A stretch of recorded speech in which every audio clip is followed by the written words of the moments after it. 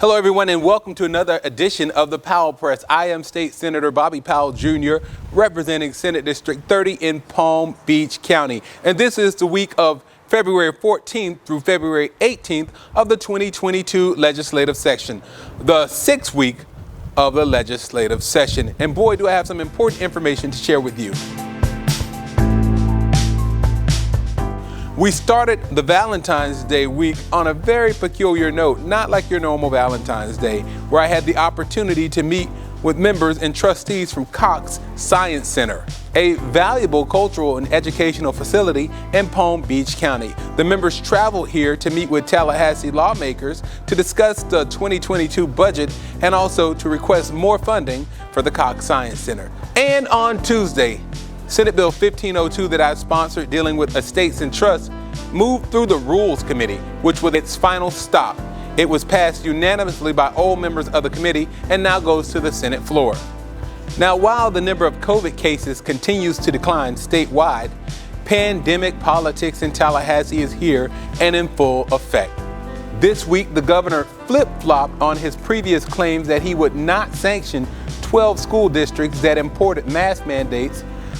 The penalties were first proposed by the House as part of their state budget. So the governor's sudden reversal threatens the $28 million in funding for Palm Beach County School District.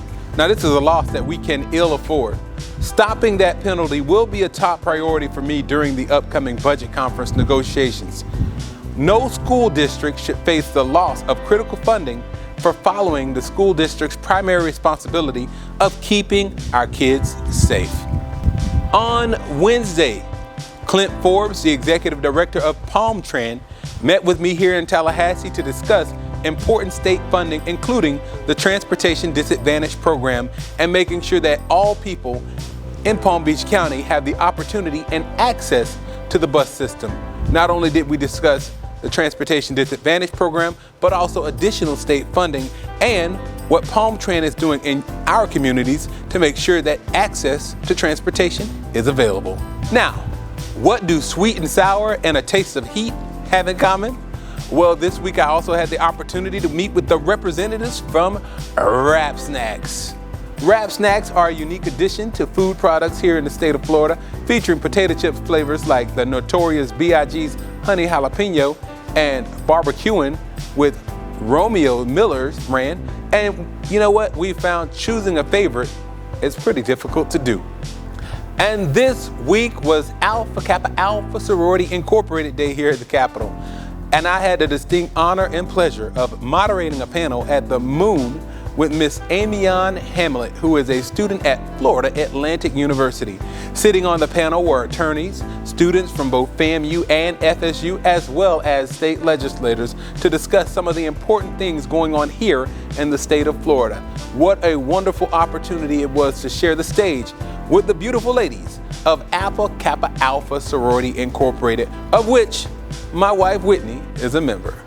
And Thursday marked a marathon floor session as the Senate took up and passed its proposed $108 billion spending plan for the next fiscal year, a $3 billion difference from the House's $105 billion proposal. Now remember, the state budget is the only legislative action that we have to take each and every year under the state constitution.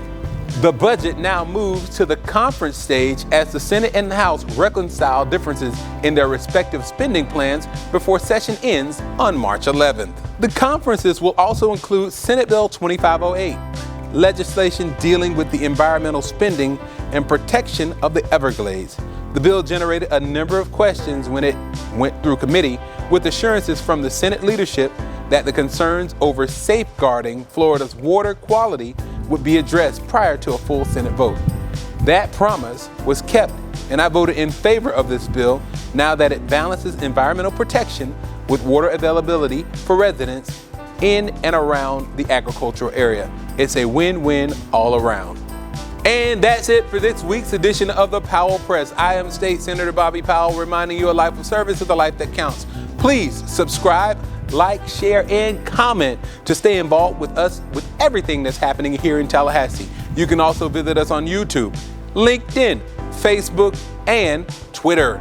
Thank you for watching, and I'll see you next week for week 7 of the 2022 legislative session. So long, everybody.